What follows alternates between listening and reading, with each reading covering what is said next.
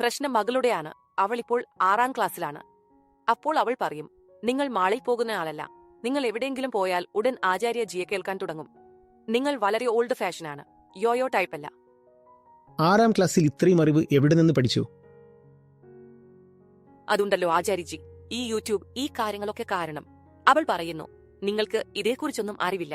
ഇതൊക്കെ കേൾക്കുമ്പോൾ ദേഷ്യം വരും. അവൾ പറയുകയാണ്, ആ സാധനം ട്രെൻഡിംഗ് ആണ്, നിങ്ങൾക്കറിവില്ല. എങ്കിൽ അത് നിങ്ങളുടെ ബലഹീനതയല്ലേ? എനിക്കതെല്ലാം അറിയാം. ട്രെൻഡിംഗ് ആയ കാര്യങ്ങളെക്കുറിച്ച് എനിക്കറിയാം. എനിക്കതിനെക്കുറിച്ച് അറിയില്ലെങ്കിൽ ഞാൻ അതിനെ എങ്ങനെ എതിർക്കും? ട്രെൻഡിംഗ് ആയ കാര്യങ്ങളിൽ എവിടെയെങ്കിലും വല്ല രത്നമോ മുത്തോ ഒളിഞ്ഞിരിപ്പുണ്ടെങ്കിലോ? ആധ്യാത്മികത എന്ന് പറഞ്ഞാൽ സമകാലികമായ എല്ലാ കാര്യങ്ങൾക്കും പുറംതിരിഞ്ഞു നിൽക്കുക എന്നല്ലല്ലോ അർത്ഥം. ടെക്നോളജിയിൽ എവിടെ എന്താണ് നടക്കുന്നത്, രാഷ്ട്രീയത്തിൽ എന്താണ്, കളികളിൽ എന്താണ്, സയൻസിൽ എന്താണ്, ഇതിനെക്കുറിച്ചെല്ലാം നിങ്ങൾക്ക് പൂർണ്ണമായ ധാരണയുണ്ടായിരിക്കണം. അപ്പോൾ നിങ്ങൾ സംസാരിക്കുമ്പോൾ മകൾക്കില്ലാത്ത ഉൾക്കാഴ്ചകൾ അവളുടെ മേഖലയെക്കുറിച്ച് തന്നെ നൽകാൻ സാധിക്കും.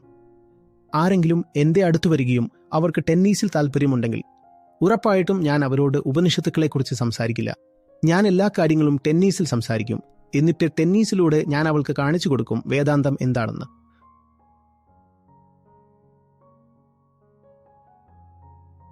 ഇനി മകൾക്ക് ടെന്നീസിൽ താല്പര്യമുണ്ടായിട്ടും ഡബിൾ ഫോൾട്ട് എന്താണെന്ന് നിങ്ങൾക്ക് അറിയുകയേ ഇല്ലെങ്കിൽ നിങ്ങൾ ഡബിൾ ഫോൾട്ട് ചെയ്തുകൊണ്ടേയിരിക്കും.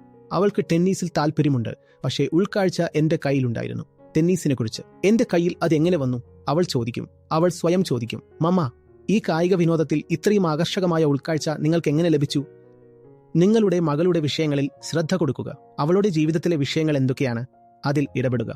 വേദാന്തത്തിൽ സത്യത്തിൽ സത്യമുണ്ടെങ്കിൽ വിഷയം ഏതുമായിക്കൊള്ളട്ടെ, അതിന്റെ പരിഹാരം വേദാന്തമാണ് എന്ന ധൈര്യവും ആത്മവിശ്വാസവും ഈ ബോൾഡ്നെസ്സും നിങ്ങൾക്കുണ്ടായിരിക്കണം.